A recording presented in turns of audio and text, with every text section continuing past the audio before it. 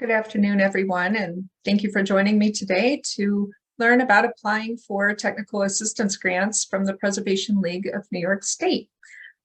If you have any questions anytime during my presentation, please type them into the chat box or the Q&A at the bottom of your screen.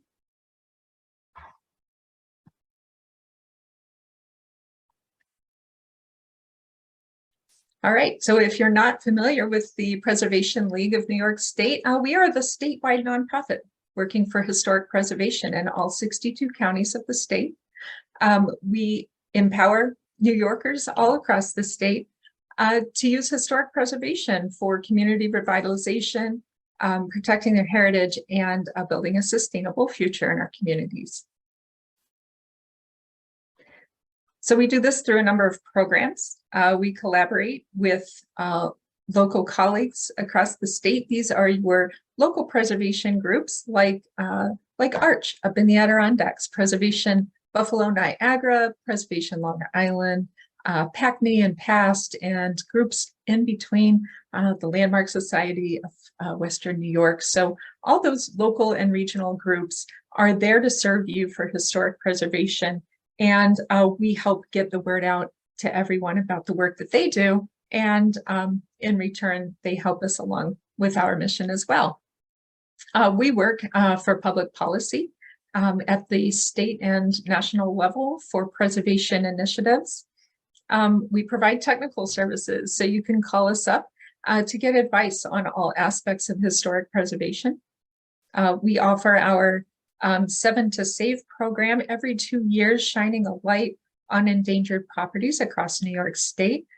We also offer grants. So technical assistance grants are just one of the kinds of grants that we offer. Our Preserve New York grant program usually comes around in the springtime, and we'll be talking briefly about that program as well. Excellence Awards. We offer Preservation Excellence Awards for individuals, projects, and organizations that are doing excellent work in preservation across the state. We have our Preservation Book Club too, so you can check this out on our website and join the conversation as we read and discuss books that have preservation at their heart. And finally, we offer Zabar scholarships as well, and these are scholarships to preservation scholars in New York State. So at the end of the presentation, you'll have contact information and website information to check out all of our programs. So we offer 2 grant programs a year, technical assistance grants and Preserve New York grants. And these are partnership grants with the New York State Council on the Arts, with additional support from the Robert David Lyon Gardner Foundation and the Hudson River Valley National Heritage Area. So we're very grateful for the additional funding we get and for our partnership through NISCA to offer these grants. These are preservation planning grants, and they are open to 501c3 nonprofits and municipalities. The applicant needs to own the building or have a long-term lease. In the case of a long-term lease, the building needs to be owned by a 501c3 or municipality. So our grants are not open to individuals or religious organizations or state-owned properties. For technical assistance grants in particular, the building needs to have an arts or a cultural purpose. So keep that in mind when you're thinking about our grant programs and applying for one or the other or both. Our Preserve New York grants are open to a little bit more of an array of buildings and uses, but for technical assistance grants, we are looking specifically for arts organizations to apply. And finally, technical assistance grants top out at $4,000 for a $5,000 project. So the applicant is required to come up with a 20% cash match. In kind, it does not count toward your match. It needs to be a cash match. And these projects, like I said, they top out around $5,000. So they're intended to be fairly small, discrete projects, looking at one aspect of your building that needs a particular study or a little more help in preserving it. So we'll talk about the allowable projects here. So when you're thinking about technical assistance grants, you should be thinking about aspects of your building that need study. These are preservation planning grants, so they are not brick and mortar money. I know we all want that, but this should precede any capital project that you're thinking of doing with your building. So the projects that we support with technical assistance grants are listed here on your screen. Accessibility studies of the building. As a matter of fact, the structure you see on your screen is the Norwood House from the Science Museum of Long Island, and they've had a couple of grants from us. And most recently, they got a technical assistance grants for a handicap accessibility study of their building. And in a previous year, in 2020, they received a technical assistance grant to look specifically at their windows, at preserving the windows. And you can see that building's got a lot of windows and very varied styles and shapes and sizes. So they apply for a technical assistance grant to get a prioritized list of tasks and requirements for those windows in order to preserve them as best they could. Building conditions survey. This is a conditions assessment of a specific aspect of your building. Again, in the case of Norwood House, they were looking specifically at their windows. You might be looking at a specific aspect of the structure that just needs a little additional help. An engineering structural analysis is looking at the structural stability of a building. So, and we'll have an example of that coming up. Feasibility reuse studies. So if you have a building that you're not quite sure what to do with, but you know you want to reuse it, or even a section of your building. So for instance, if your museum has this back room that's always just been a catch-all storage area, but you really think you'd like to use it for more public-facing programs, but you're not sure how to go about it, then a feasibility reuse study might be what you need. Specialized conservation study. Now, this is one that tends to elicit a lot of questions because of the word conservation. So don't be confused by that.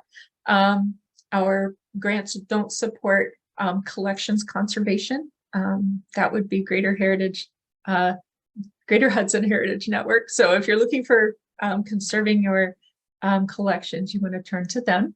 They are also a re-grant organization with NISCA.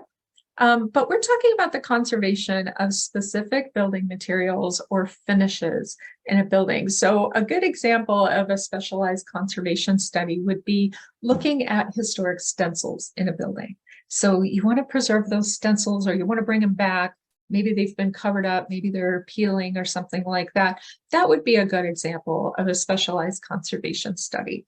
One TAG grant that we awarded in the not so distant past was for a specialized conservation study of a performance space where the acoustics were an issue.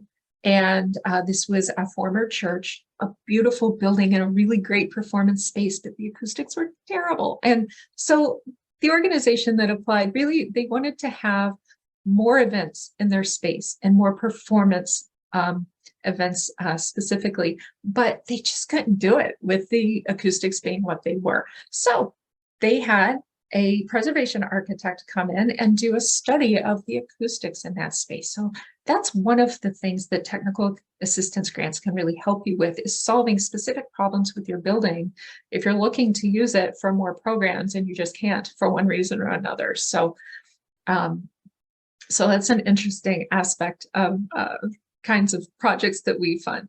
And finally, mechanical, electrical, and plumbing analyses. So this can also include HVAC studies. This can include fire suppression studies. If you're looking to do an energy efficient HVAC upgrade, geothermal, this can support a study of how that's going to work with your historic building. So all of these project types are intended to ensure that you're able to use your building in the way that you need to meet your mission, while still preserving the historic aspects of the building. So when you're thinking about capital projects and how your technical assistance grant, once you get that and you get the study, that's going to lead to some capital project in one way or another. So when you're thinking about applying for a technical assistance grant, think about how that capital project, that eventual capital project, fits in with your organization's mission. Now, I've mentioned that These grants are to help you use your building to meet your mission. So be sure you can articulate that in a grant application, so that not just us, when we're looking at your tag grant application, but a future application for capital funds, you're also going to need that information for that. So make sure that you know exactly how this project is going to help you better meet your mission. And look at your organization from within and think about whether or not this is a good time to undertake a fundraising campaign, because even though a technical assistance grant will cover up to 80% of your preservation planning project, no grants are going to cover 100% of your capital project. So you want to make sure that you're ready to fundraise, whether it be for that 20% match for your technical assistance grant or for your eventual capital project. Make sure your board of directors is fully on board with your project. This should not be a one-person campaign. You want to make sure that your entire organization understands what this technical assistance grant can mean to your organization and what will be further down the road. And we're talking about fundraising and capital projects. And finally, make sure that you're hiring qualified building professionals to assess and work on your building. Now, this can be easier said than done. There is a dearth of qualified contractors out there to work on historic buildings. It's hard to find them sometimes. So what a technical assistance grant can do for you is it will put you in touch with a consultant. Technical assistance grants pay your consultant fee to have a historic preservation architect or engineer come in and assess your building. And hopefully your relationship with this professional will continue beyond this project. They will be able to help you find qualified professionals to work on your building in the future. So it's always good to have that professional eye on your building and someone you can call on in the future when you have questions about your building. So let's look at a few examples of recent TAG grant recipients. So out in Allegheny County, Cuba Friends of Architecture applied for and received a technical assistance grant for their Palmer Opera House. Now, this building was falling down not all that long ago. They've done amazing work to save it, and they just keep moving along with one project after another to improve their space and improve their use of the space for their purposes. So upstairs on the second and third floor, you have the Opera House. And the photograph on the right was taken from the stage looking out into the room. And you'll see those big windows at the back of the room. So those windows need a little bit of help. And so they wanted to have a building condition survey done specifically of those windows and how to properly preserve them and maintain them. So they received a TAG grant of $4,000. They had to come up with a $1,000 cash match, and they've got their consultant putting together this building condition survey as we speak. So we have a question. Let's pause for a moment and answer a question. The question is, can we use the funds to hire a historic preservation specialist to do the work for listing a building on the National Register and for historic tax credits? That is an excellent question. And I can say that when it comes to listing a building on the National Register, sometimes you do need to hire a consultant to help you with that. And that would be more of a Preserve New York grant. So technical assistance grants don't really cover that sort of expense, but Preserve New York grants do cover cultural resource surveys. And under the umbrella of course cultural resource surveys, we have reconnaissance surveys of a neighborhood or a region or an area with the hope to list it as a National Register Historic District, right, eventually. So, and this can be done in phases. So typically what we see is a cultural resource survey, reconnaissance study, or maybe a more intensive study done, and eventually a National Register nomination. And you can apply for a Preserve New York grant to have your consultant do that nomination. So That's a really good question. When it comes to historic tax credit projects, though, that's sort of something different. In my experience, we have not been able to fund consultants to do historic tax credit projects. So that's it's kind of outside of the realm of Preserve New York and TAG. Because we're a partnership grant with NISCA, we kind of have to play by their rules, and their rules are very much focused on arts and cultural organizations, whereas historic tax credits tend to be pursued more for private property development and commercial property development. So I hope that answers your question. Let's see. Oh, a couple other questions coming in. So can a TAG grant be used to hire a consultant to recommend a seasonal and long-term maintenance schedule for a building and identify needs? That's excellent. Yes. And that's just what we hope to get out of a technical assistance grant, is that kind of assistance. So for this particular question, so a seasonal and long-term maintenance schedule for a building and identifying needs, absolutely. And that would fall under building condition survey. If you're looking for a super comprehensive building conditions assessment, if it's outside of the scope of a technical assistance grant, then you might want to apply for Preserve New York for that. Preserve New York grants are bigger. They are for the kinds of preservation planning projects that are going to precede a big capital project.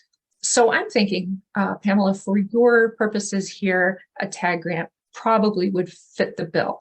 And the way to find out for sure is to talk with a consultant, tell them exactly what you're looking for, a seasonal and long-term maintenance schedule, and identifying the building's needs, and see what their budget's going to come in at.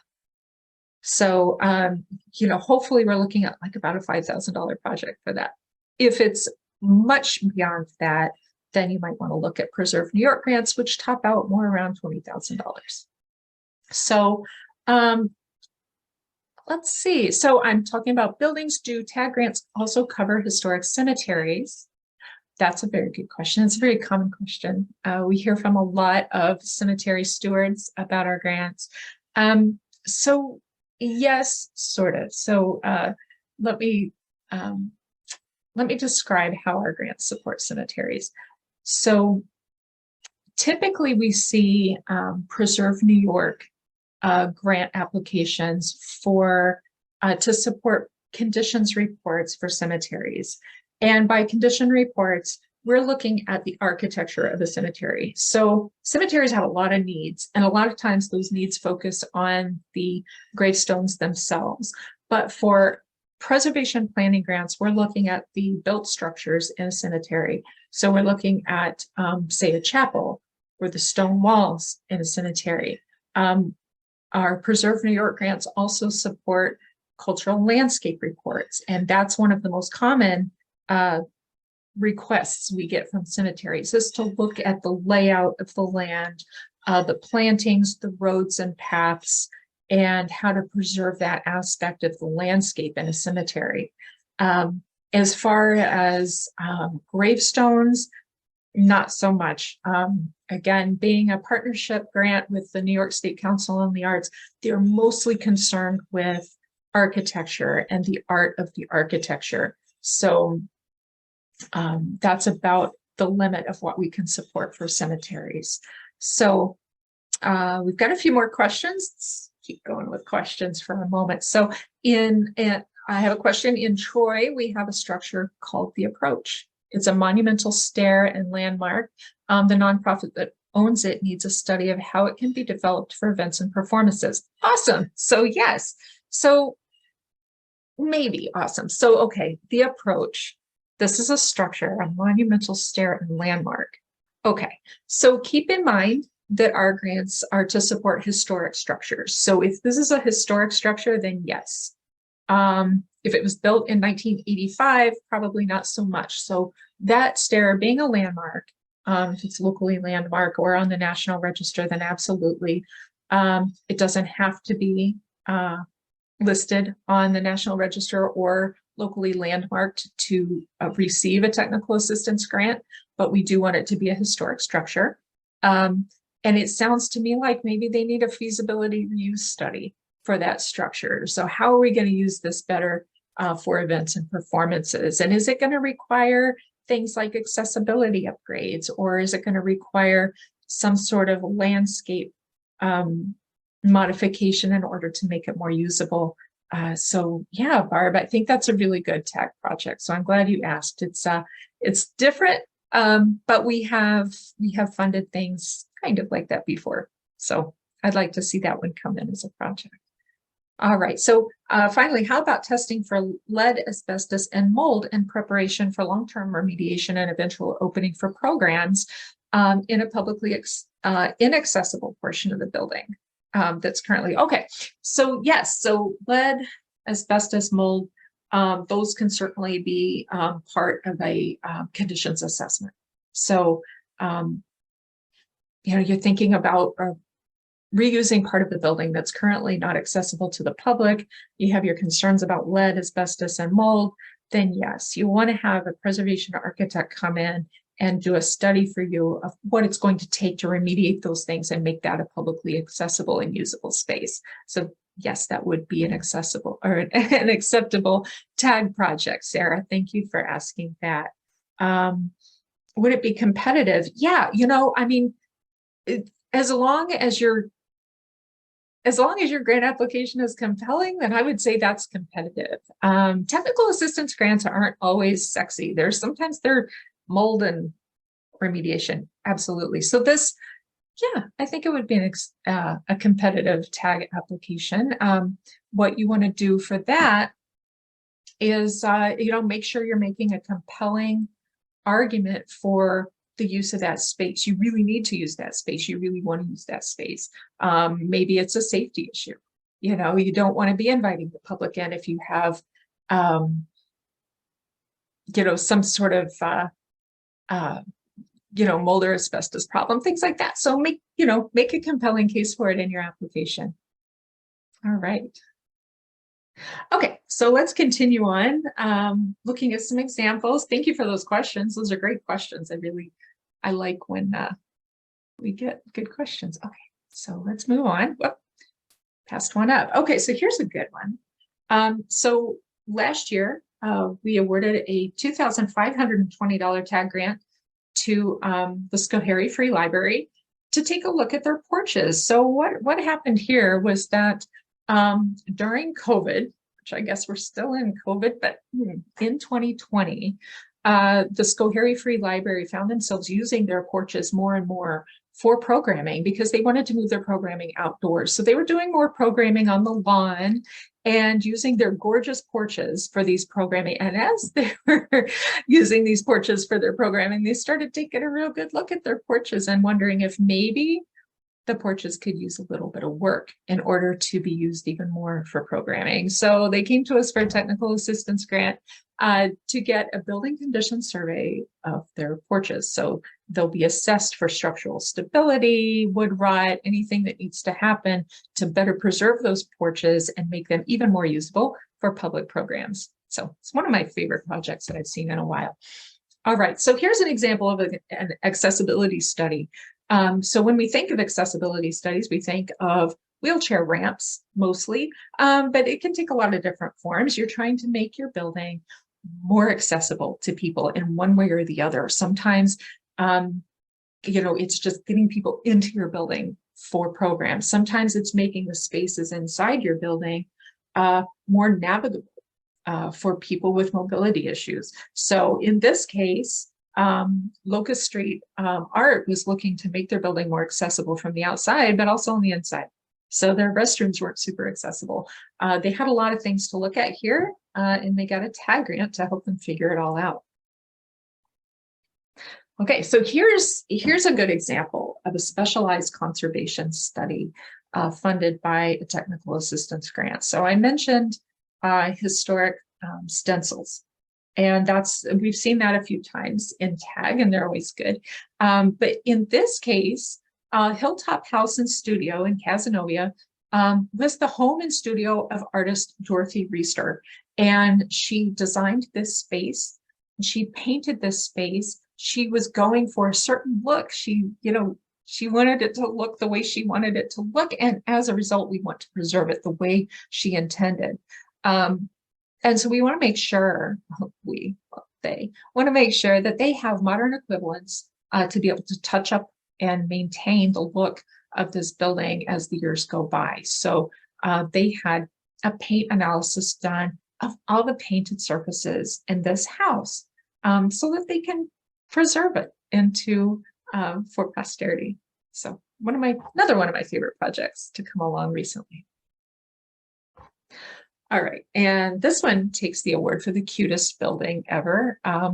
The Rye Meeting House needed a structural analysis of their bell tower and of their sills. So you've seen in all the old buildings that start to sag a little bit in the sills. You want to keep on top of that sort of thing. And the Committee to Save the Bird Homestead that stewards this building, I wanted to make sure that they are keeping on top of maintenance needs when it comes to the structure of this building. The bell in this bell tower weighs several hundred pounds. They want to make sure that the structure of the bell tower can withstand that through the years. So they are having an engineering structural analysis done with the help of a TAG grant. All right, and speaking of historic stencils, so in this case, at the Cleveland House, the stencils were starting to crack. The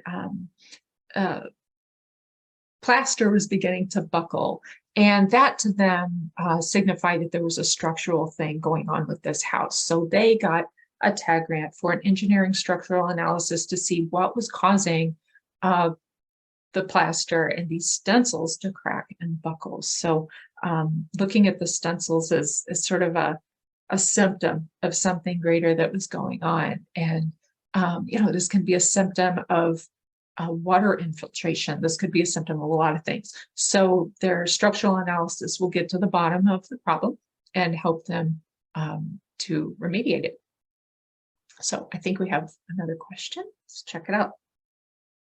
Okay, so can we apply to reimburse studies that we've already done? No, I'm so sorry. We get that question once in a while. And once you've paid for the study, it's water under the bridge and we can't reimburse you. The reason for that, by the way, is that when we're looking at TAG applications, we're looking at a few things, and we judge them on the historic excellence of the project. And a couple of things that go into that are your selection of a consultant. We want to make sure that you're choosing an appropriate consultant for the job.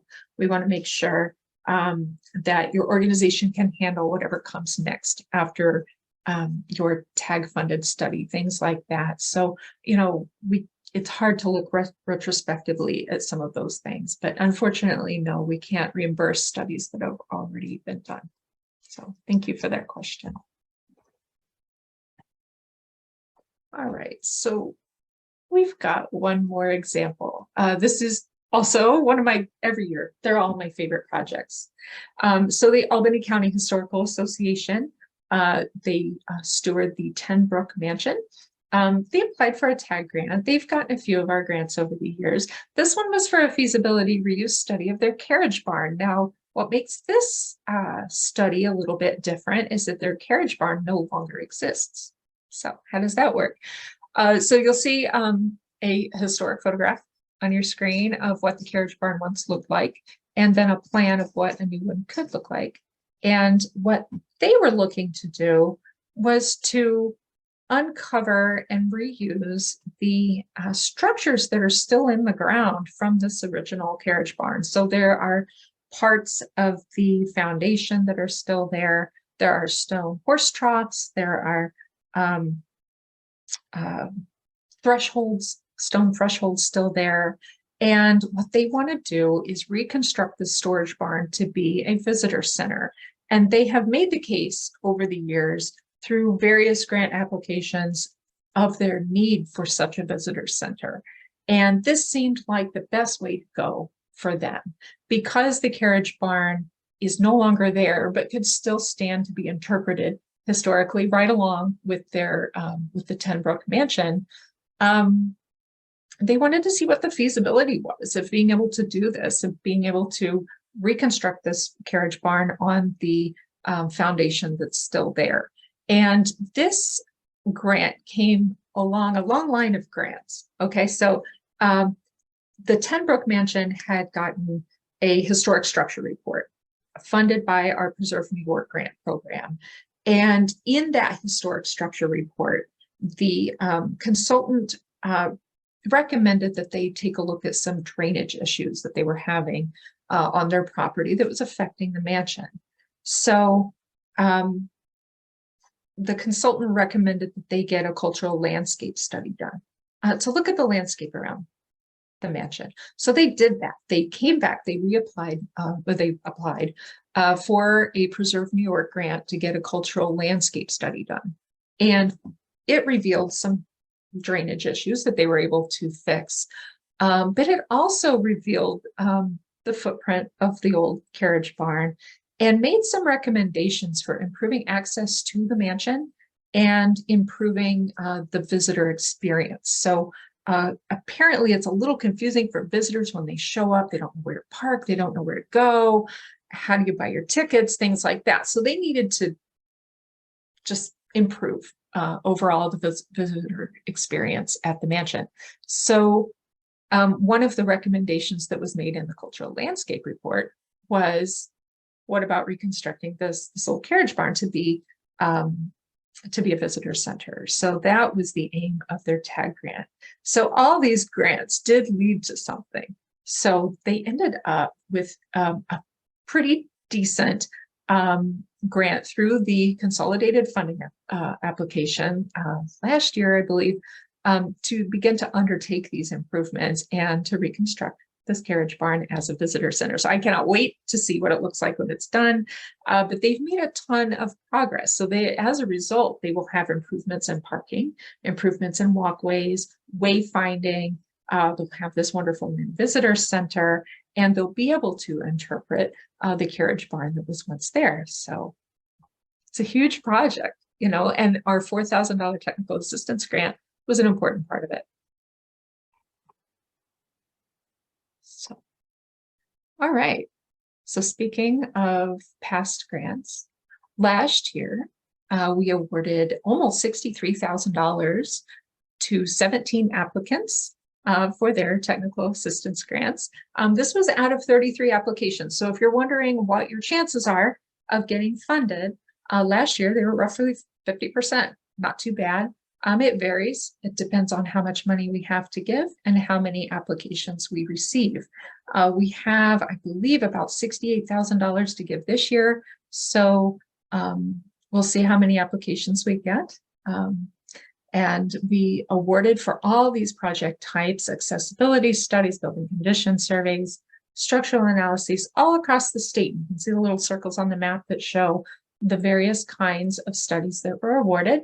5 of the projects we awarded were in the Hudson River Valley National Heritage Area, and they do provide additional funding for our technical assistance grants. So it makes our money go a little bit farther, especially in that area. And then 3 projects on Long Island were eligible for Gardner Foundation funds. So we're very grateful for that as well. So when it comes time to apply, it's a 2-step process. We want you to fill out a pre-application first. So the pre-application, all it does is help us determine whether you, your project, and your building are eligible for a technical assistance grant. If all that checks out, then I will send you a link to our full application. We do accept applications online only, and it's through an online platform called Smarter Select. So if you've never used Smarter Select before to apply for one of our grants, you will have to create an account through the link that I send you. So make sure that you fill out your pre-application on our website, get that link back from me, create your account in Smarter Select, and go to town on your application. You can preview your application before you decide to fill it out. There's no obligation. So if you submit your pre-application and then you decide later, yeah, maybe not this year, that's fine. Don't worry. You can always come back next year. It's never too early to start talking with a consultant about your project. These consultants they get kind of slammed with inquiries when it's time for our grants to come around. So make sure that you check out our consultant list, and I will send that to you. Once you fill out your pre-application, you'll get the consultant list from us too. And that will allow you to choose a preservation consultant to talk with about your project. You don't have to choose your consultant from our list. If you already know of a consultant you'd like to hire, that's perfectly fine. Just make sure that they're appropriate for your project. Make sure that they have the right kind of experience to do the kind of study that you're looking for. So talk with your consultant, explain what you're looking to get out of this study, what your future plans are for your structure, and then ask them for a scope of work and a budget. Take photos of your building. Choose a beautiful day. Get out there and start taking pictures of your building. You want to start big. Take an overall look of your building. Make sure that we can see the context of the building, and then start narrowing in on the areas of concern. Make sure that we can see clearly what you're looking to address with your technical assistance grant. Be sure and preview the application. Like I said, you'll be able to do that through the link that I send you.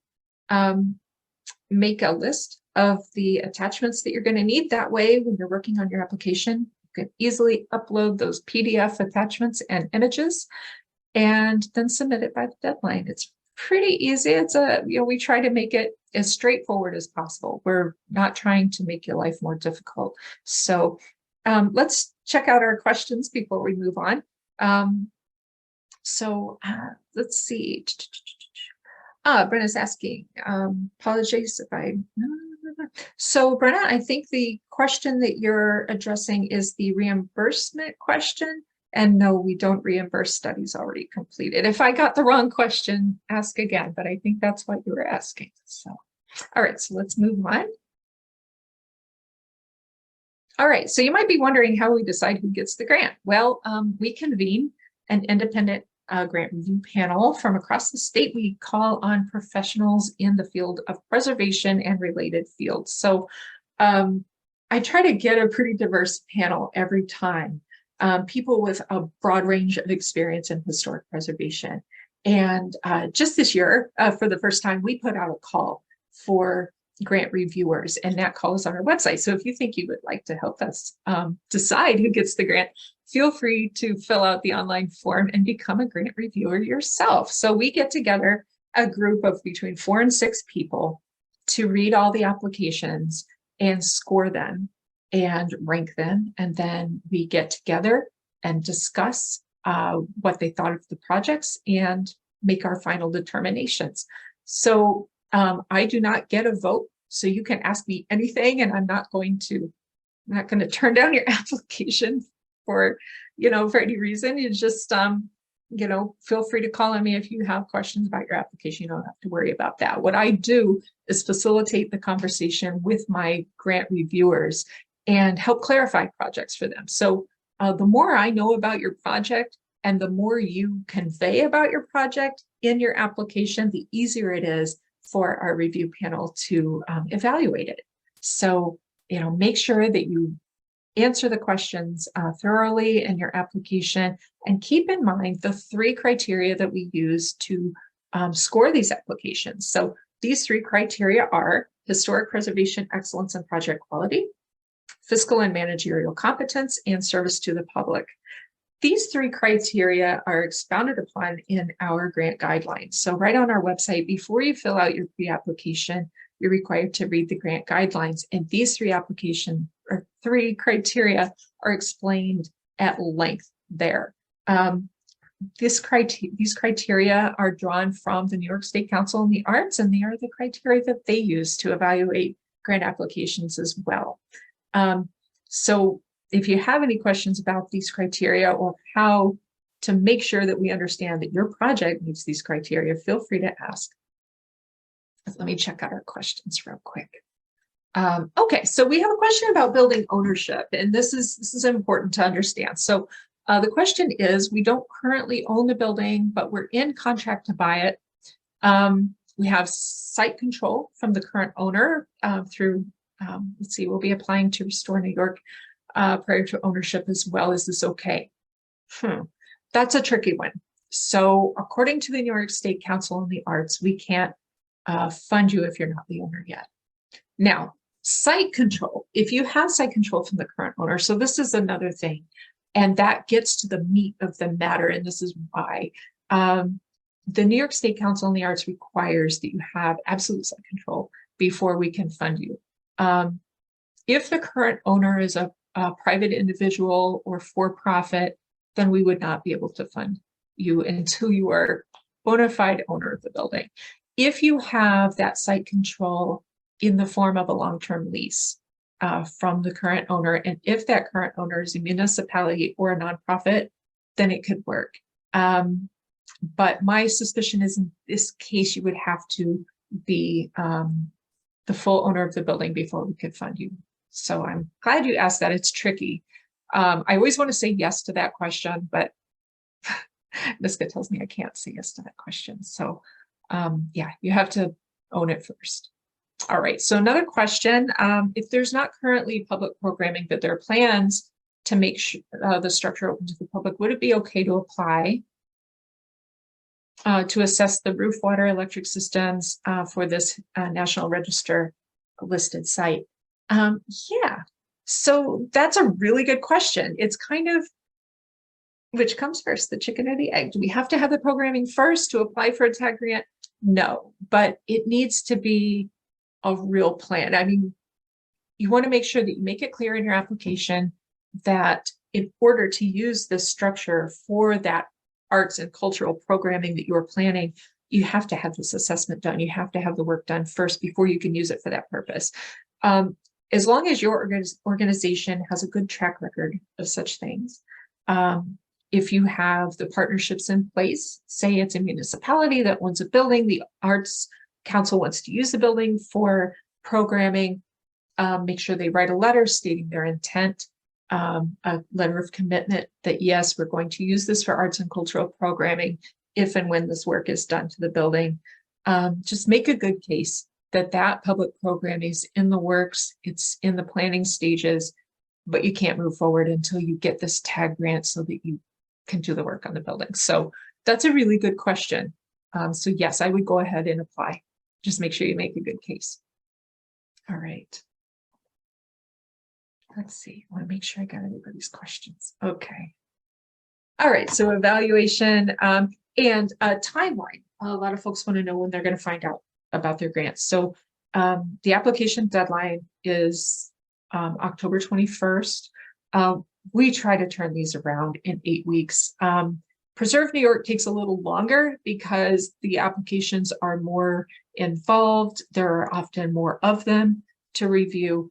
But with technical assistance grants, we're going to make every effort to let you know before the Christmas holiday if you got the grant or not. So, you know, once we get the applications, we review them, we make the final determination, and then we will let you know about that decision before the holiday season. So nobody asked that question, but I know that everyone wants to know. All right, so some application tips and tricks. These aren't really tips and tricks. They're just things to keep in mind, you know, when you're applying. Make sure you read the grant guidelines because they'll give you a lot of guidance as far as what we're looking for in a good application. It'll also help you understand your eligibility to apply, allowable projects and things like that. When you're writing your summary letter, make sure you have those guidelines handy so that you can refer to them and so that you are convincing us that you meet those 3 criteria that we're looking for. Be sure and describe your TAG project. So the TAG project itself is just that consultant project. It's that building condition survey or the accessibility study. Make sure we understand what you want and why you want it done. But feel free to let us in on your future plans for the building as well. We want to know where this is all going to lead. So you want to get that accessibility study done because you want to expand your programming. Tell us all your great ideas. I mean, within reason. So your summary letter should be 1 to 2 pages, not beyond that. So, you know, keep it concise, but let us know what your plans are so that we can be excited with you. And so that we can say, oh, we want to fund this because it's going to be awesome. So make sure you describe your project well. Preview your application before you start filling it out so you know what to expect. It's a pretty simple application, but still you want to know what's coming up, and that you're prepared to submit the required information. So as you're going through your application in Smarter Select, these little black help boxes will pop up. They're kind of annoying, but they're meant to be helpful, and they contain information that will help you craft the best possible answer to the questions on the application, help clarify things, help address frequently asked questions, things like that. So pay attention to those help boxes as they come up. All right, so we're going to require 2 budgets from you in your application. One is your organizational budget and one is the project budget. So let's talk about organizational budget real quick. This should demonstrate the income and expenses of your organization for the current year. If the budget for the current year isn't set yet, it's not ready, you can submit the previous year. But we want to make sure that it's relevant to your project. So one thing that we want to see in your organizational budget is that 20% cash match. Where's it coming from? If I take a look at your organizational budget and I see that you hardly ever budget anything for building maintenance, that's going to be a red flag. Make sure that you're taking care of your building and you're planning for it year to year in your budget. Make sure that you can point to a line item and say, this is where our 20% match is coming from. And it doesn't have to be from one line item. You can be actively fundraising for that match. You can be asking other organizations to help with that match. But we want to know that when the time comes, you're going to have that 20% match on hand and you're going to be ready. We don't want you to default on this grant. And believe it or not, that little $1,000 cash match has caused an organization or two in the past to have to turn down the grant ultimately because they couldn't come up with the match. So make sure that you know how you're going to come up with that $1,000. Municipalities, please don't submit a 60-page budget to us. We only want to see a summary of the income and expenses for that department in your municipality that's in charge of overseeing this grant application. So whether it's your parks department, your planning department, whatever it is, show us that and say, here's the department in charge of the grant. Here's that 20% match. And it can come from another department. So if your planning department, say, is applying for the grant, but your $1,000 cash match is going to come from highway or whatever, just say so. But we want to make sure we know where it's coming from. So these budgets should be pretty brief and concise, but they should show us what we need to know. And what we need to know is that your organization or your municipality is prepared to handle this project and what comes later, which is a capital project. So we want to see that you've got a good track record of planning and being able to fundraise for your building, things like that. All right, so the other budget we're going to need from you is the project budget. And so this should be really short and really sweet. This is just the expenses and the income for this technical assistance grant funded project. And we're talking about that consulting project to produce that study or that survey of your building. So the expenses are the amount of money you're going to be paying to the consultant. But what we don't want to see here is a lump sum. We're going to pay this consultant $5,000 to do this project. So we want to see that you're going to pay him $5,000 and it's broken down in a clear list of deliverables, tasks, and totals. And you're going to have to get that from your consultant. So your consultant may be a really nice guy who says, oh, don't worry about it. I'm going to do the whole thing for $5,000. That's wonderful. But we want to see what's your hourly rate? Who all is going to be working on the project? Are there any other people in your consulting firm that's going to be working on it? What are their rates? What is your travel budget looking like? So you're going to have to do a site visit and take some photographs, and what's that going to cost? Things like that. So we do want to see where that $5,000 is going, right? That you're being charged by your consultant. So make sure that they give you a nice clear breakdown of their tasks and deliverables. We don't want to see a lump sum for that. Income, that's going to be your tag request and it's going to be your match. and any other funding sources. So, you know, if you have somebody who made a donation and said, put this toward your project, then go ahead and list that. We have a donation of $200 that's going to go toward our match. Or, you know, whatever you have is going to go into this project, go ahead and put that on that budget. Okay. So what we don't want to see, though, is are the capital expenses that will come later when you embark on your capital project. You know, maybe it's a $3 million project eventually. We don't need to know that for this application. So you can leave off all those numbers. We only want to know what this tag funded project is going to cost, how you're going to pay for it. So, all right. So images, we do require 5 images in our technical assistance grant application. One image should be an overall view of the building, and then you should narrow in on the problem. These images that you see on the screen came from the, oh shoot, New York City. Okay. I'm blanking on the name of this organization. Tenement Museum. Goodness gracious, I've even been there. The Tenement House Museum applied for a tag grant. These are the images they submitted. They were excellent. I loved how they did this. So they were looking for an assessment of their HVAC system, and they needed to improve their ventilation for their visitors. This was during COVID. And interestingly enough, the way that this building was originally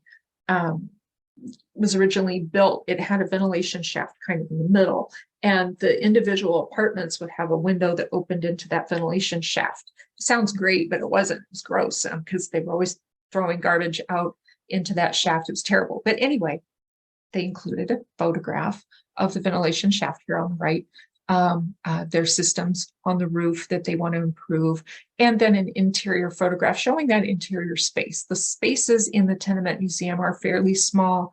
They wanted to improve airflow.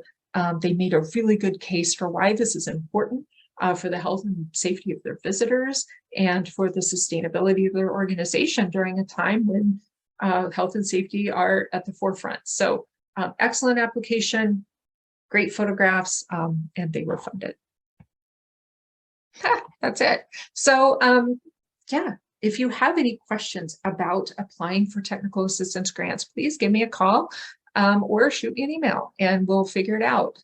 If you would like to discuss your project, or if maybe you have a handful of projects you're considering and you're not sure which one to do first, give me a call. We'll talk about it, and I can help you prioritize those projects. If you have questions while you're filling out your application, if you'd like to get some feedback during one of our drop-in help sessions, feel free to sign up for one of those. So go to our website. The URL is here on your screen, and sign up for one of our drop-in help sessions. They're usually pretty interesting. It's usually a small group of 4 to 5, 6 applicants talking about their applications and asking questions, and we usually learn a lot from each other. So feel free to sign up for one of those if the need arises. The application deadline is Friday, October 21st at 5 p.m.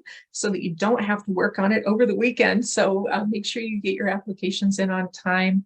I'm always available for questions, and follow along on social media. The Preservation League puts out some really great content on Instagram, on our website, in our blog, and on YouTube. And this webinar will also be available on YouTube after the fact. So if you missed anything, or you just want to watch it again or share it with your friends, you'll be able to do that. You will receive a follow-up email in a day or two. All right. So are there any final questions before we wrap this up? I don't know if you can hear that. That's my dog, like, clanging her food bowl around. It's dinner time. So ask any last minute questions before we go. I want to thank you all for joining me today and for hanging on for this presentation.